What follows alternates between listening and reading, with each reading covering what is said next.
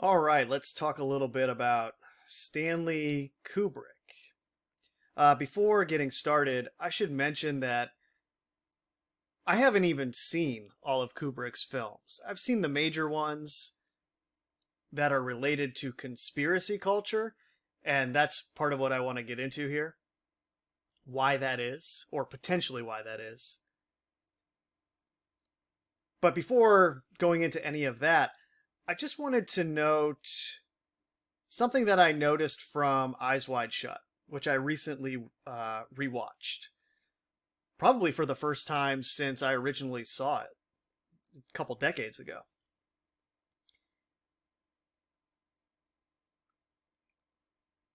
There is a very interesting sequence of events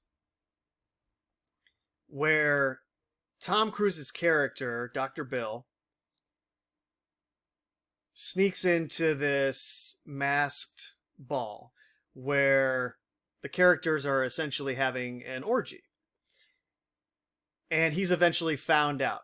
This is the scene where he's being confronted by everyone, and he takes off his mask, holds it to his chest, and then this is kind of the last scene that Kubrick shows in the mansion.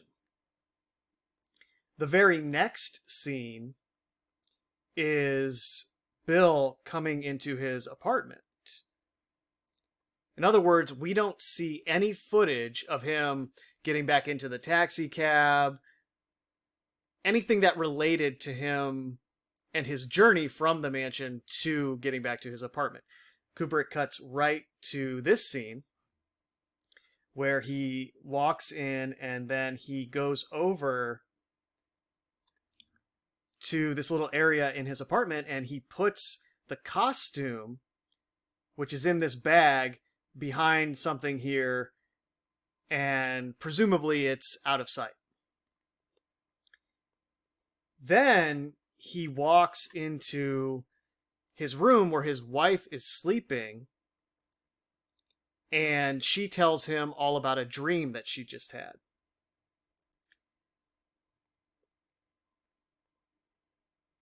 Then, the very next scene, after they talk about this dream, is Tom Cruise with the bag that he had placed in the apartment somewhere, hidden it out of sight. And this has the costume in it. He walks into where he got the costume and returns it. And the person he returns it to says, "Where's the mask?" And Tom Cruise's character looks confused and he says, "Oh, I don't know. I guess I lost it." And that is a very interesting sequence of events based on what is shown later towards the very end of the movie, where the mask that he misplaced is shown right on his pillow next to his sleeping wife. And right after Tom Cruise's character sees this, he breaks down and tells her, "I'll let you know everything that's been going on." This mask causes him to have a breakdown.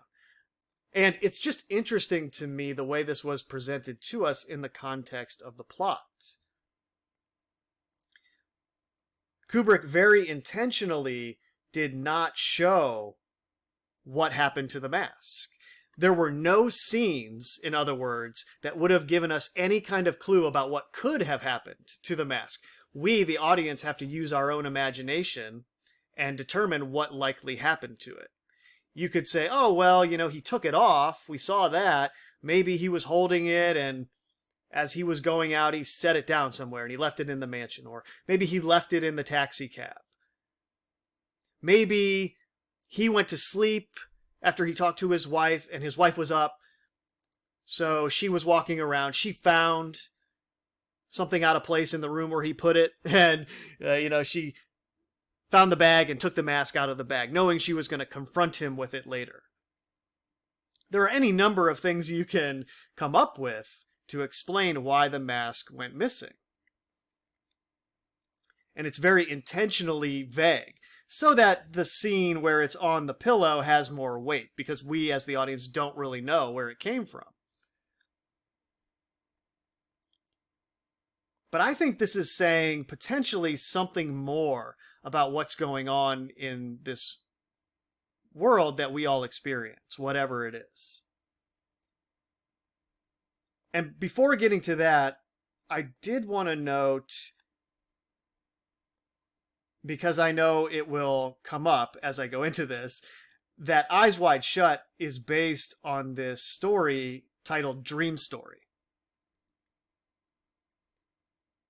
by Arthur Schnitzler. And the thing of it is, almost all of Kubrick's films are in some way based on a short story or a novel. The Shining is a famous example, Stephen King's book, that we know he took a lot of liberties with, right? It forms the basis of the story, but Kubrick makes it into a completely different thing. But I bring this up because, yes, this is based on a dream that the Dr. Bill Harford character has, played by Tom Cruise in Eyes Wide Shut. So you could say that there are dreamlike qualities to the plot, as Stanley Kubrick made the film, that don't necessarily make sense. And I can imagine someone saying, well, yeah, that's why The Mask is elusive in terms of what happened to it. Because it's representing symbolically all these other things that are going on, and we're not supposed to have a precise explanation. It's a dreamlike scenario that's going on here. Okay, maybe that's possible. And I just wanted to note that before going forward. But to me, based on the context of Kubrick and the whole thing,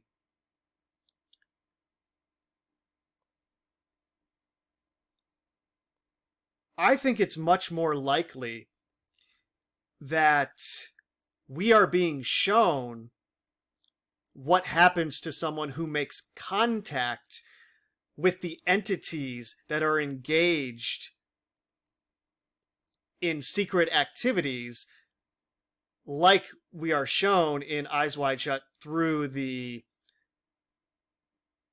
masked ball that's going on in this mysterious mansion that has a password and normal people don't know about it. It's all going on under the surface of society itself. As soon as Dr. Bill Harford makes contact with that entity, as soon as he sneaks in to their organization and finds out a little bit about it, sees something that he never expected he would see in his life, this whole thing is blowing his perception into another dimension, right? I had no idea something like this was going on. This is unbelievable. As soon as he makes contact and they find him out, the first thing he experiences when he gets home is his wife telling him about a dream that she's having. And the dream precisely mirrors what Bill's character just experienced. And to me, this is Kubrick in all the ways that they reveal these things in movies. All the directors do this in some way. But this is Kubrick revealing the idea that, yes, once you make contact with this entity, the Eye of Sauron, as it were, turns towards you. And when it does that, it can immediately interact with anyone that you're associated with. It can coordinate your reality however it wants through the minds of other people. It can interact with your dream state, put thoughts in your head, anything it wants along those lines. And in this scene, we see Alice, played by Nicole Kidman, retelling this dream she just had that is almost exactly what happened to Bill in the mansion just a couple hours earlier. So it's like once he makes contact with them, immediately the eye is turned onto his life. And the first example he is given to prove this to himself is this dream his wife has, where all of a sudden he is thinking, wow, something is much different now compared to how it used to be. And most people would think of this in the purely physical sense, in terms of what happens to you in reality when you make contact in this way. You see this unfold throughout the rest of the film. as he is going on his quest to figure out what happened to Nick Nightingale, what happened to Domino. He's going all over town trying to figure out what happened. He goes back to the mansion and gets a note. Your inquiries are useless. Just stop. Which is essentially what would really happen if you ever made contact with these organizations that exist in secret behind the scenes. And you were not one of them.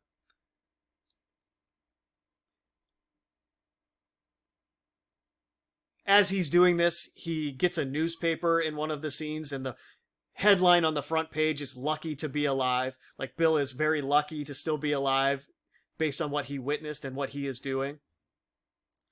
And that all kind of culminates later in the film, where they show this mysterious character following him on the streets of what is supposed to be New York City. Like, yeah, when you put your nose into something that it doesn't belong in, you start to be followed by people that puts you in a state of paranoia, right? Am I being followed? He's looking around. What's this guy doing? He's staring at me. And Ziegler's character later confirms this for him, saying, yeah, Bill, I've been following you since you left the mansion. And I bring all of that up because that, to me, is what the mask scene is showing you, if you have the eyes to see it in this way. Once he made contact and the Eye of Sauron turned on him,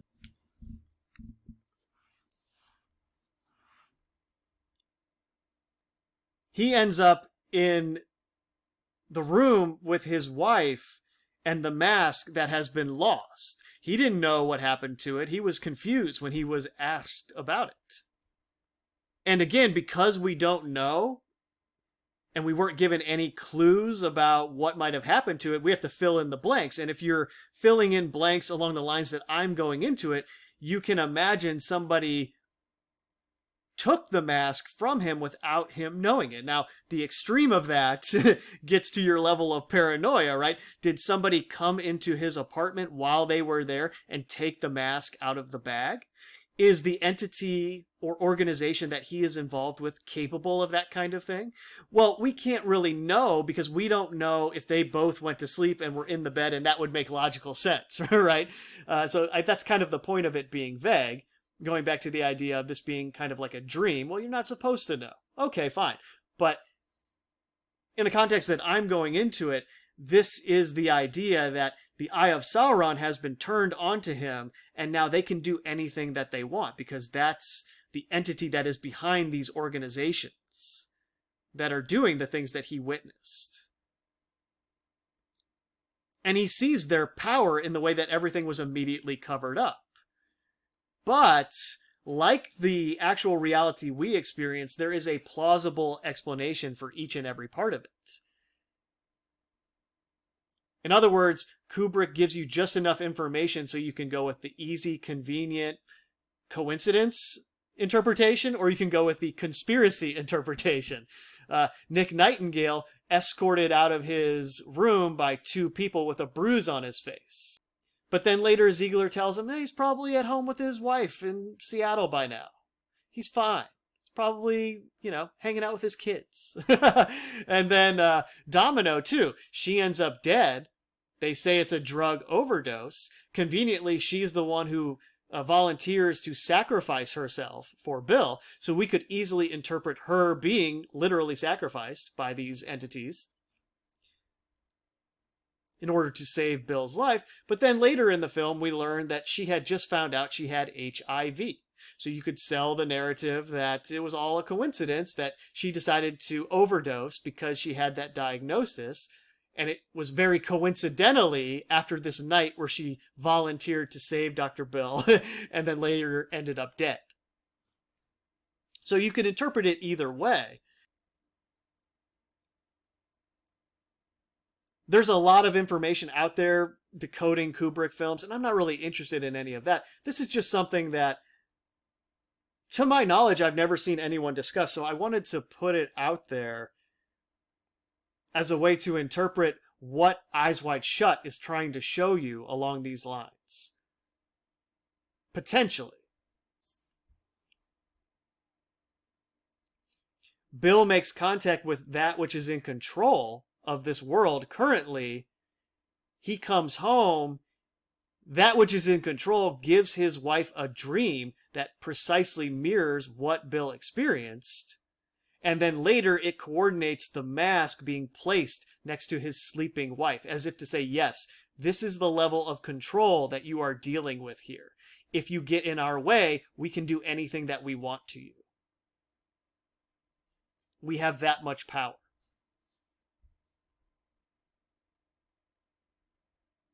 Like I said, because we're dealing with a dream story, and there's all the usual explanations about how Kubrick was into Freud and Jung, and he knew all about that, so this could just be an example of a shared subconscious mind between two people who are connected, like husband and wife. Bill has this traumatic experience, then he comes home and his wife is having a dream that relates exactly to it, and in some way is taunting him based on what he just experienced. Well, it's all a coincidence of the shared collective unconscious that we don't precisely understand the workings of. Could be that. But in the context of Stanley Kubrick being a part of the conspiracy himself, and all of his films relating to that conspiracy in some way, I think this is the most likely interpretation of his final film. And this gets us into territory considering whether he actually died, was murdered, or faked his own death. One of those three possibilities always kind of surrounding what really happened to him because of the nature of his films, especially this one. Now, personally, I have no idea what actually happened to Stanley Kubrick. There's no way that I can know that. He could have actually died at 70 years old from heart issues or whatever the case was, right? He had a lot of things going on and then eventually he has a heart attack. Similarly, as people allege, because of the content of his movies, well, he just revealed too much finally, and they had to take him out. He was murdered. Finally, as a part of being involved in this knowingly from the beginning of his career, he always knew that his death would be faked on the day that it was scheduled to transpire. And we'll get into a lot of the numbers that surrounded it that might support that. But similar to that, and to my point about not knowing how this actually goes down, he could have really died on the day they say he did, but it could have been more of a blood sacrifice that he knowingly agreed to, or unknowingly agreed to, right? As a part of making these deals and getting what you get out of them, you are fair game for sacrifice at any time if it fits into the agenda. And they might even come to you, knowing that they plan to do that to you later, because it fits into everything perfectly. The entity that is in control here, Sauron's eye, as it were, right? It coordinates these things and comes to the people and says, yeah, we'll make you a very famous director and you'll have the freedom that other directors don't have. You just have to put out these movies that will help you craft scientifically to alter people's minds and affect them in a way that the other movies don't. And you'll be known well after your death as one of the greatest of all time.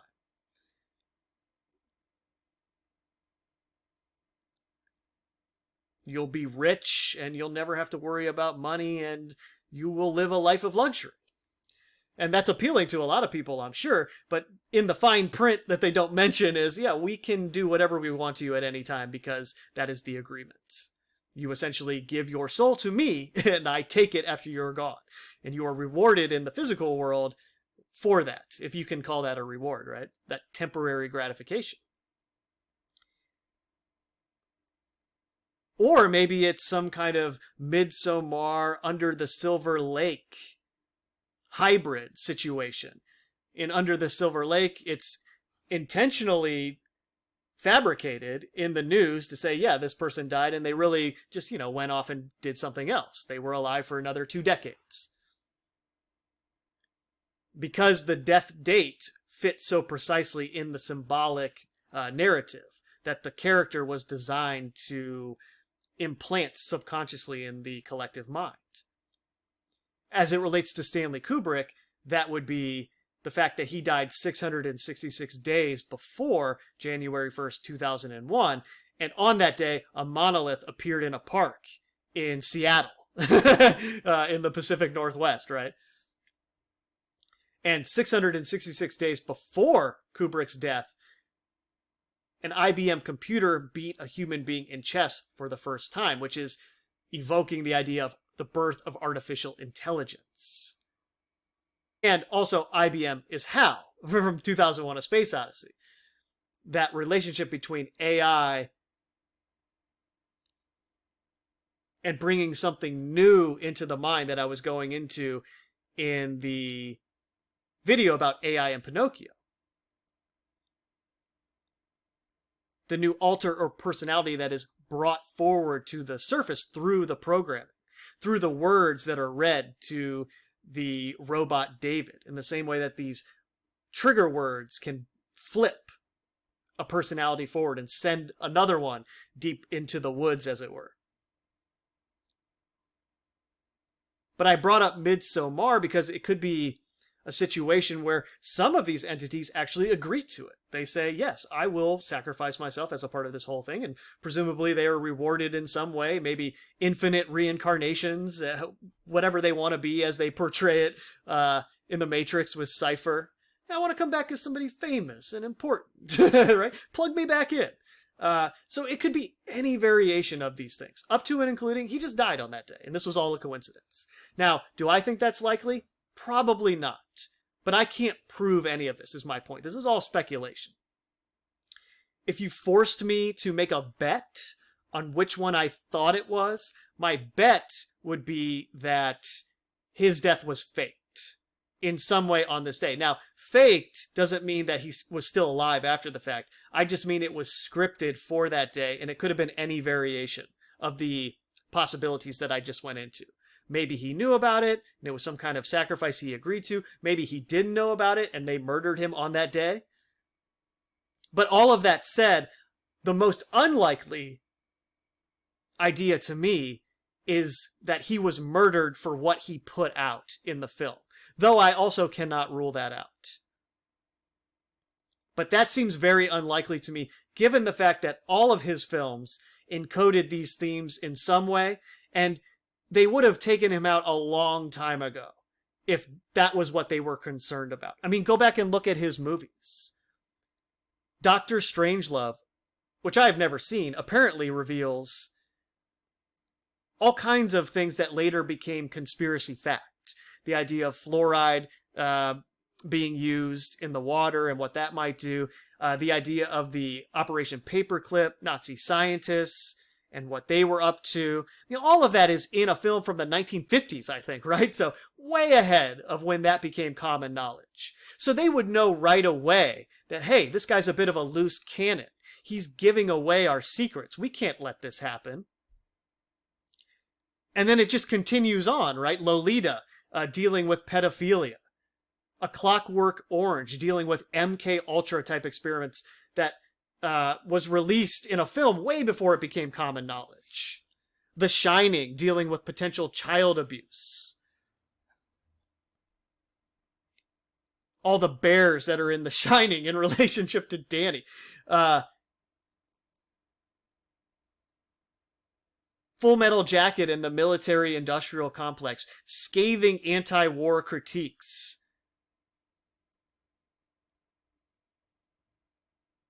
And then finally, Eyes Wide Shut, obviously. The whole filmography is filled with conspiracy theories that would potentially put a director on someone's radar to the point where they would be neutralized in some way. Smear campaign, sabotage, or just outright taking them off the board, right?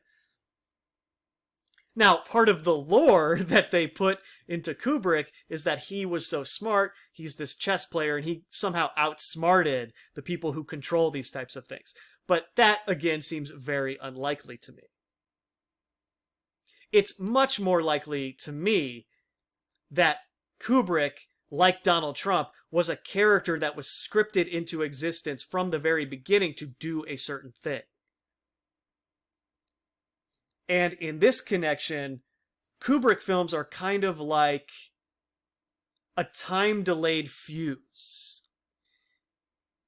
All that conspiracy stuff was intentionally put into his films knowing that the internet was coming and knowing that this artificial fake conspiracy theory movement was going to blossom in the early 21st century, and that Kubrick would be a central part of it. So his films were like time delayed on a fuse, right? They lit the long fuse, and they knew that it would eventually ignite as soon as September 11th, 2001 transpired. It ignited as soon as the first person realized that there was a monolith at ground zero that looked exactly like the monolith from 2001: A Space Odyssey. So that first person who noticed it, whoever it was, they probably didn't even put it on the internet, that somebody just realized that. And as soon as that happened, boom, the wildfire begins and it starts spreading. Because the first person who saw that looks at the film and says, wait a second, it has the year 2001 in it. It was made in 1968. It has all these monoliths that look exactly like this hotel at Ground Zero, where these twin towers were destroyed in 2001. What's going on here? And from there, all kinds of different, likewise scripted, underground movements begin. But anyway,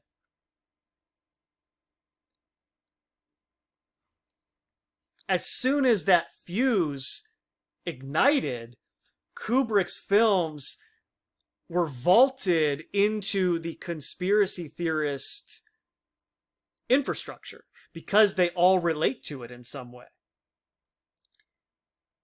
2001: A Space Odyssey was directly infused into 9/11 on purpose, obviously,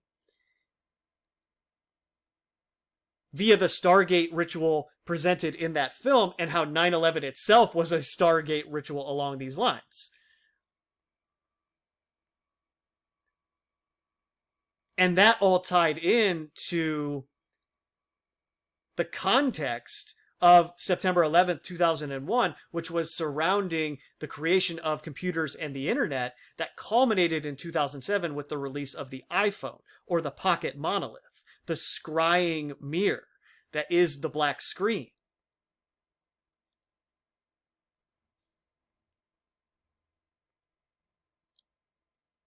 That is all related to this Star Child ritual, right? Consciousness leaping from one place into another, merging with the internet itself.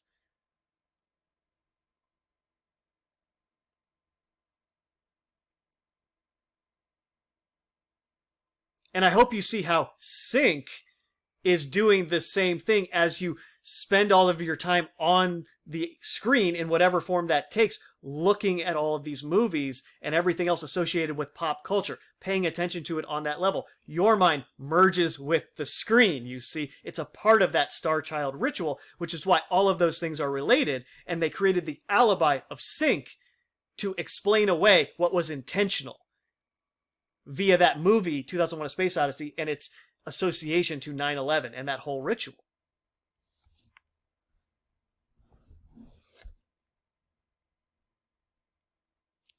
But then Eyes Wide Shut had a similar fuse that was then activated when QAnon was artificially brought onto the scene and associated with Donald Trump, where you have this alleged evidence by a film producer who was killed for what he put out there that was showing this sexual abuse that QAnon would promote in terms of the deep state and what they did to children and women and just the human trafficking adrenochrome narrative. look, here's this film by the guy who did 2001: A Space Odyssey that is showing the secret. He's showing it out in the open, and they killed him for it. And this is my point about why I think his death was faked in some way. Because his death legitimized everything that I'm talking about here. Because, of course, he finally revealed too much. This is the big secret. This legitimizes QAnon for the people that fall into that belief system. They bond to it as if it's the real thing. This is the narrative that's true. And then they have the proof in this Stanley Kubrick film. And then, on top of that, as I'm sure you're all aware, there's the link of Stanley Kubrick to the moon landing conspiracy. This idea that we never actually landed on the moon as portrayed. You have movies about it now that are on Apple TV, right? You can rent Kubrick's Odyssey if you sign up for Apple TV.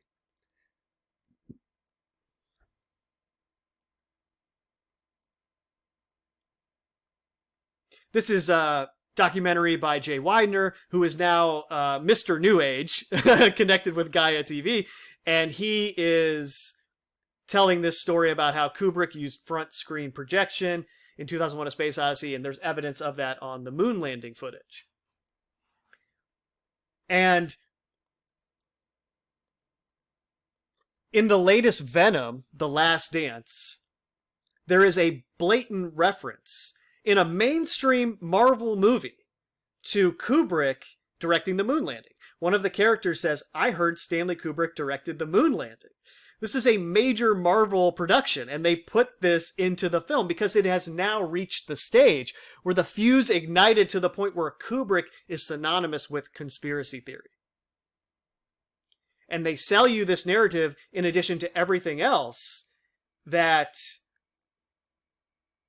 oh yeah, they came to him, said, hey, do the moon landing for us, and we'll give you whatever you want. You can do this, that, or the other thing. We'll let you have carte blanche in that way. Well, we won't get in your way. And then that tied in to the death narrative, you see? That legitimized them finally taking him out. Oh, they gave him all that freedom, but then he finally said too much, and they had to kill him. And the moon landing conspiracy involving him makes that even more realistic. Do you see how this is all looping back on itself and creating this narrative where Stanley Kubrick, yeah, he was brought into the fold, but only to do the moon landing. It wasn't from the beginning. And then being brought in to do the moon landing, that idea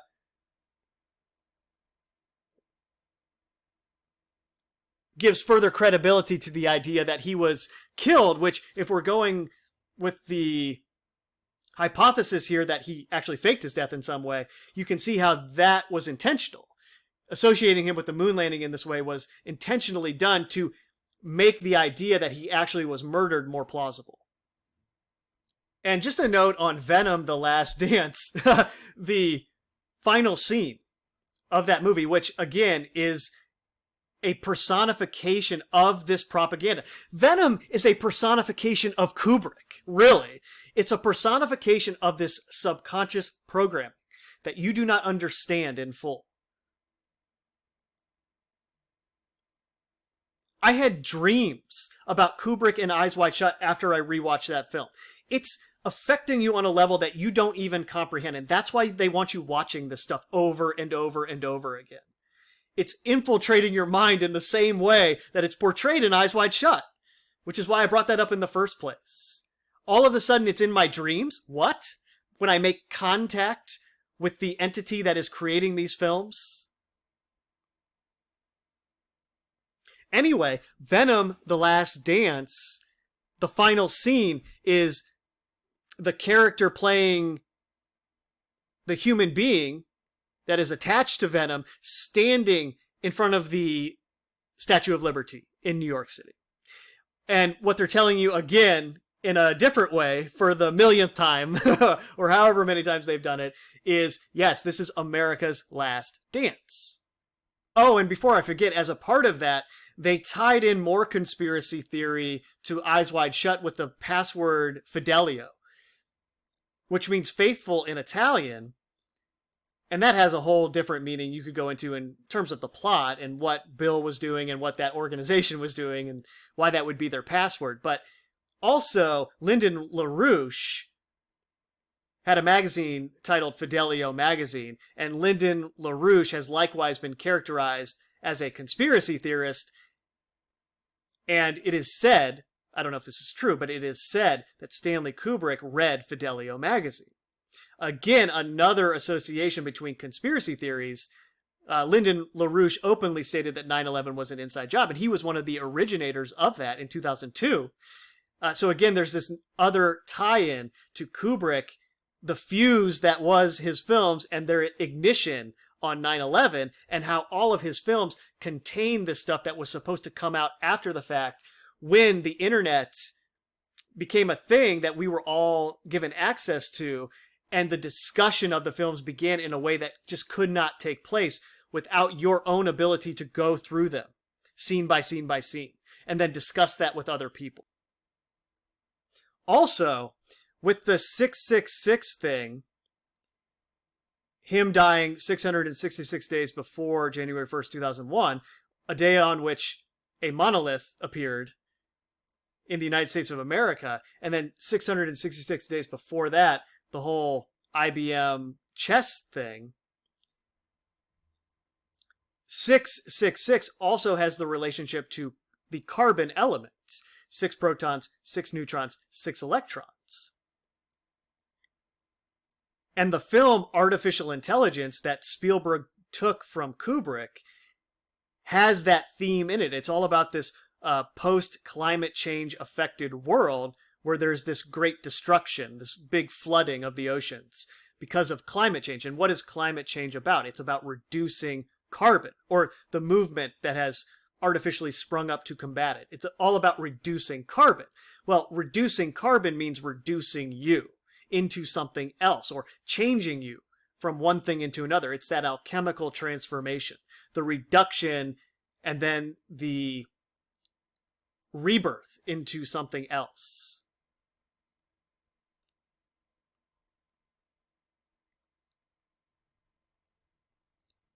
And you have that midpoint of Kubrick's death between those two things, which is getting at the idea of AI 666 and the monolith. Okay? It's getting right at that idea of consciousness merging with technology, 666 carbon changing from one state into another, altering the body itself, the very thing that makes it up. And in that way, you're reducing carbon. You see, that's why climate change as a narrative, in terms of propaganda, has been so prevalent the past 30 years.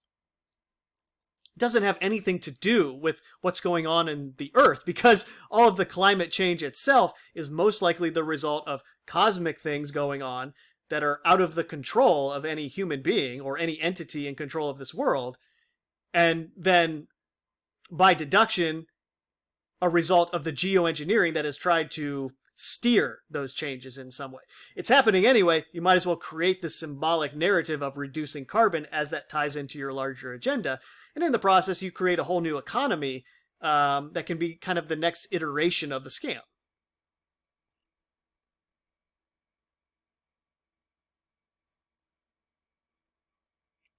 And that aspect in particular really leads me to believe that Kubrick's death was faked in some way, or he was intentionally killed on that day.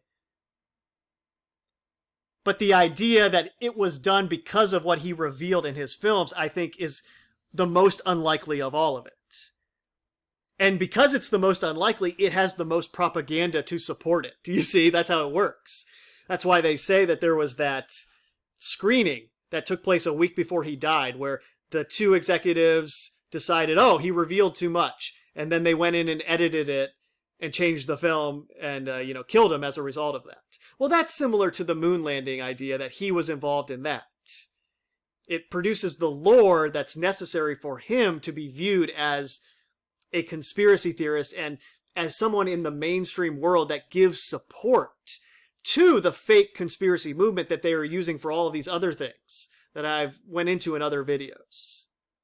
I mean, you've all seen it. It's happening right now in front of our eyes with the rise of the conspiracy theorist president, who is likewise connected to the 2001 A Space Odyssey Star Child ritual.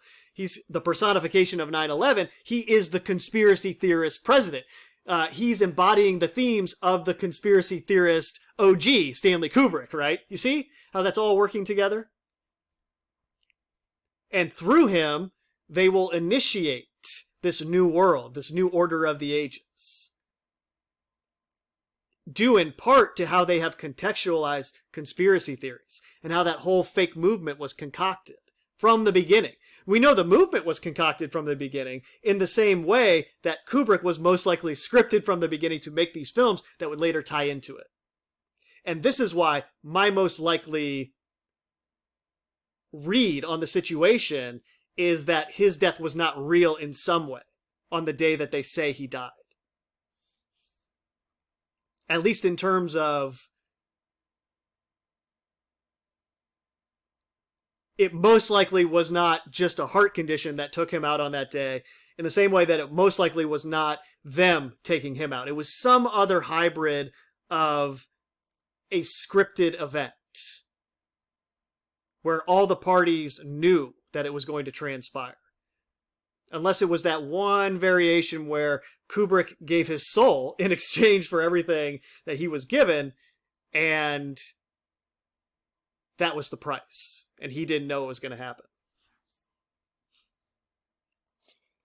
And just to give a little bit more potential circumstantial support for that idea, I want to get into the club that Kubrick was in as one of these famous directors who have all of this power.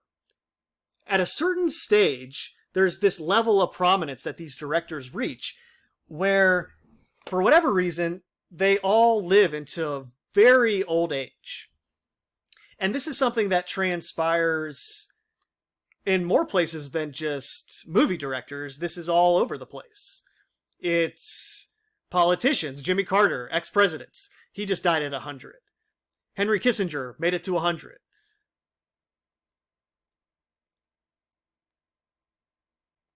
Former chairman of the Federal Reserve, for example. There are two in their 90s right now, Alan Greenspan and Paul Volcker.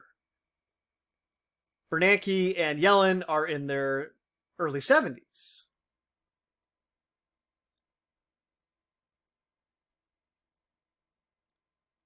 Some of the news anchors are in their 90s and still going strong. It's a very interesting phenomenon that's going on, but in particular with directors. Some of them are so with it and still functioning at a high level that they're making films. Martin Scorsese, 82. Margaret von Trotta, 82. Werner Herzog, 82. Stephen Frears, 83. Brian De Palma, 84. Francis Ford Coppola, 85. Volker Schlondorf, 85. Ridley Scott, 86. I mean, he just made Gladiator 2. He's 86 years old. Woody Allen, 88. Costa Gavras, 91. Roman Polanski, 91. I mean, this guy made Rosemary's Baby. Rosemary's Baby reveals everything that Eyes Wide Shut did in arguably a more obvious way, right? If putting that kind of thing out there is something that gets you taken out, Roman Polanski would not be 91, still going strong, right? So the idea that Stanley Kubrick was taken out for Eyes Wide Shut just doesn't make any sense. Unless, like the film, you go with this idea where you don't have the scenes in between and you totally take this leap of faith that there really was some kind of scene in that film that put it over the top. And they did kill him and they, took that scene out and then released the film. But there's a lot of information that suggests that did not happen. I think the film itself ended up being longer than the cut that was allegedly shown in this meeting that may or may not have ever happened, this screening. Anyway, Polanski, 91. Clint Eastwood, 94. Frederick Wiseman, 94. James Ivory, 96. These are the guys who are just making films still.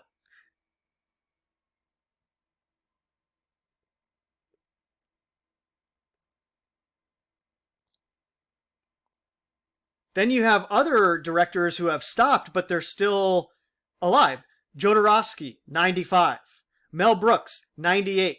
Robert Redford, 88. Steven Spielberg, 78 and going strong. Roger Corman died at 98. Hopefully you get what I'm saying here. The directors, because of whatever entity and organization they belong to, whatever Hollywood is associated with, they have found the secret to long life. And Kubrick surely was in this club, right? He was given concessions that most of these directors were not given. Now, you could say, well, that's because of the moon landing. Okay, if you want to go with that, I suppose you could make that argument, but to me, it's much more likely that he was always in the club, and the moon landing thing was something that he didn't have to deal with during his life because they were a time-delayed fuse, right? It wasn't going to ignite until after September 11, 2001, and that's when the moon landing conspiracy involving Kubrick was really promoted to the point now where it's in a mainstream Marvel movie, right? I mean, come on, this is an artificial narrative that they want out there if it's making a Marvel film. But he dies at 70? I don't think so. I don't think so. He was in this club, and that's what really leads me to believe that for whatever reason, his death was scripted at 70 on March 7th, 1999. So that it could play into the larger conspiracy culture. And I'm not just talking about overtly with things like Jay Weidner and what he presents. I'm talking directly and subconsciously through what those films put into your mind as everyone goes back and watches them. And then just in general, what the idea of him produces in terms of other philosophies. Kind of what I was getting into earlier regarding synchromysticism. The whole thing is functioning together as a cohesive narrative. You just can't see that until you take the step back. When you put it all together in that way, these people are working for the eye of Sauron, as it were, right? And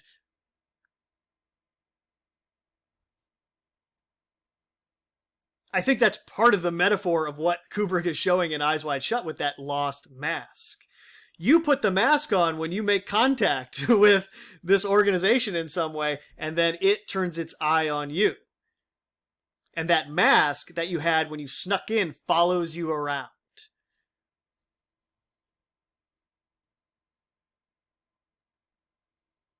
Now, of course, like anything else, you can go to the flip side and find 10 great film directors who died early in their careers. It's not my point that every director lives to a long age because everyone in Hollywood is connected into this thing and so they should be living long too. No, that's not my point. I'm saying there are certain people that are involved in the agenda in a certain way where they are in the club, as it were, and they get this life extension technology or whatever the secret is to living into your late 90s like these people tend to do. It doesn't mean that every single person, every single director or producer involved in Hollywood is what I'm talking about here, okay? Keep that in mind. But also to elaborate on what I'm specifically talking about here relating to Stanley Kubrick, I want to talk about David Icke because he is 72 years old also.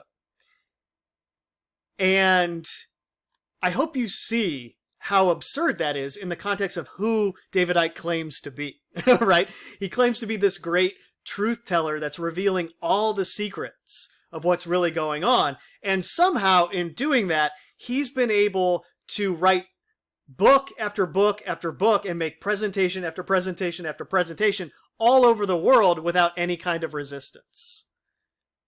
No sabotage, no making his life difficult. The guy's a multimillionaire, okay? So, my point is that I guarantee you, when David Icke dies, however he dies, they will most likely coordinate the release of some book in the same way they coordinated Eyes Wide Shut with Stanley Kubrick, right near his death, whenever that is, or he will have released something along those lines that they can point back to, maybe not knowing when he will actually die. If he's not a part of some larger ritual along these lines, and they're just going to let him die in old age whenever it happens, he will write something that, of course, will be a half-truth in the way he presents it, but it will be in print somewhere, to the extent that the organization associated with him will say after he died, oh, he finally revealed too much and they took him out. I mean, he might be 80 years old and they're going to say that, right? Oh my gosh, they finally got David Icke. He finally said the thing that he couldn't say and they took him out.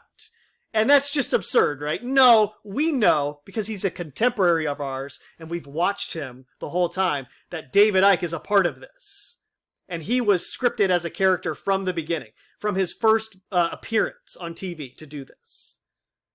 And it's the same, I'm alleging, with Stanley Kubrick. That's what seems the most likely to me. He was scripted in the same way, and they did the same thing with his death and Eyes Wide Shut, to make the lore surrounding the death more plausible as it related to the promotion of the conspiracy culture that they wanted to promote and build in a legitimate way in the lead up to Donald Trump and his co-opting of that movement, and just the general far-right controlled opposition co-opting of that movement, so that it could later be pointed to as domestic terrorism, as that would then tie in to laws that will eventually censor that kind of thing and stifle opposition to the infrastructure that will come into being in the coming decades if they get their way.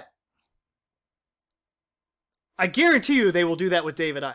And hopefully now you get a better idea of what I mean with how they most likely did it with Stanley Kubrick as well. And it'll be the same thing with Alex Jones.